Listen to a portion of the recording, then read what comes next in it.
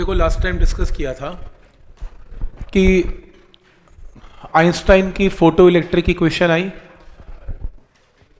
ठीक है, उससे ये पता लगा कि जो लाइट की ड्यूअल नेचर है, एक वेव नेचर है और एक पार्टिकल नेचर है, यानी कि फोटोन नेचर है।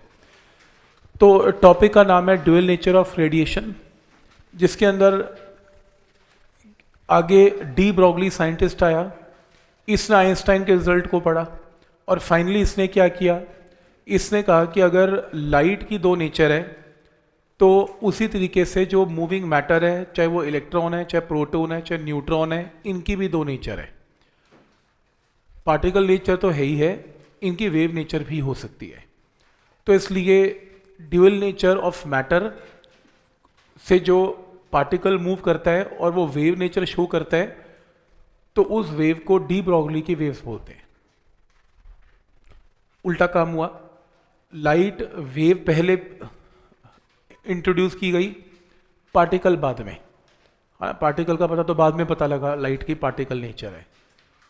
डी ब्रॉगली में इलेक्ट्रॉन और प्रोटॉन तो पार्टिकल थे, लेकिन वेव नेचर बाद में पता लगी। ठीक, तो उल्टा हुआ। तो इसके लिए बेसिकली क्या कॉन्सेप्ट है, डी ब्रॉगली की इक्वेशन है। डी ब्रॉगली की इक्वेशन में डी ब्रॉगली की वेवलेंथ आ जाती है, प्रूव करने को आ सकता है डी ब्रॉगली वेवलेंथ या डी ब्रॉगली वेव इक्वेशन। तो डी ब्रॉगली ने ये कहा कि इमेजिन कर लो आपके पास एक फोटोन है। एक फोटोन की जो एनर्जी होती है वो is equal to H nu है, और एक फोटोन का अगर हम मास m मान लें तो उसकी corresponding energy is equal to M C square हो जाएगी। और आप इन दोनों को अगर इक्वेट करेंगे और न्यू को c बाय लैम्डा पुट करेंगे तो यहाँ से लैम्डा की वैल्यू आ जाएगी।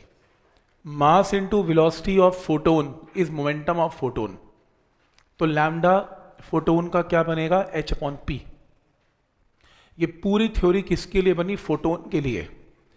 लेकिन डी ब्रॉगली ने ये प्रूव किया कि जैसे आप एक फोटोन की वेवलेंथ निकाल रहे हैं, आप मूविंग इलेक्ट्रॉन, प्रोटॉन या न्यूट्रॉन की भी वेवलेंथ निकाल सकते हैं। कैसे, lambda is equal to h/p करके। p का मतलब mass into velocity, m into V. मतलब कहने का मतलब h/p अगर रिजल्ट फोटोन के लिए लग सकता है तो ये प्रोटॉन, न्यूट्रॉन और इलेक्ट्रॉन के लिए भी लग सकता है। तो पहला फॉर्मूला नोट करें, h/p यानी कि h/mv डी ब्रॉगली की वेवलेंथ है। इसके बाद जो नेक्स्ट है